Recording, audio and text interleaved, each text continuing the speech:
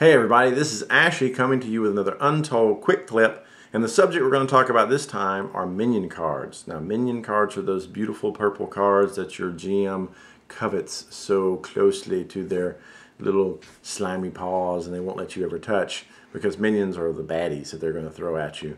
But you can play them as characters too, and we'll talk about that in just a bit. Come on over and let's look at a card. So Minion cards, as I said, are purple. On the back, they always are going to be beautifully illustrated to show you the wonderful, horrible creature that's coming after you. Flip that card over, and you're going to see that Minion cards are actually a combination of three different card types. They're going to be a race card, they're going to be aspect cards, and a power card or more, all combined into one card. That makes it really handy on the GM's end when they've got multiple baddies that they're throwing at you. And then also you can play these as characters, and you can lay powers and overlay aspects onto these and add to these and build custom baddies or custom NPCs as well. Let's talk a little bit about the parts of the card and the way it's different than the normal cards you're going to see. The name of the card, of course, is going to be at the top, and then under that you're going to see a level. Level in Untold doesn't mean exactly the same thing it does in most role-playing games. Levels on Untold cards basically mean that this level, this card is on an equal level with other level 5 minions or level 5 powers. So there's kind of a power gradient scale that GMs can use to make sure their games are balanced and fair.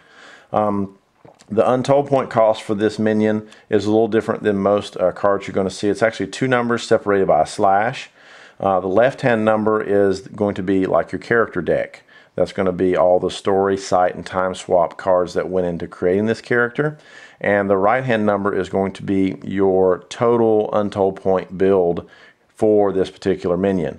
So this is what like the GM gives you at the beginning of the night to build your character. This is all the story, sight, and time swaps. And then the difference between this and the total UP here is going to be your swap buffer. In the top swoop, you're going to see your core attribute blocks: mind, body, and soul. So in this case, we got a mind attack of 4. We have a body attack of nothing, a soul attack of nothing. We got a mind defense of 3, body defense of 2, soul defense of 2, mind boost 6, body boost 1, soul boost 2.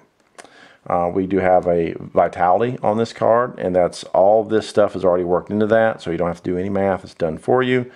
The magnitude of this card is going to be tied to the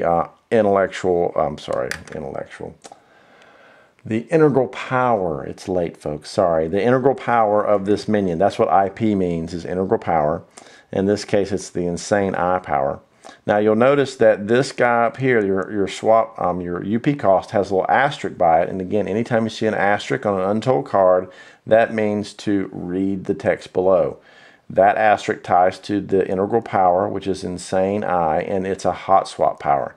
That's just to let the GM or whomever is playing this card know that integral power is a hot swap and that it's not calculated into the character deck cost.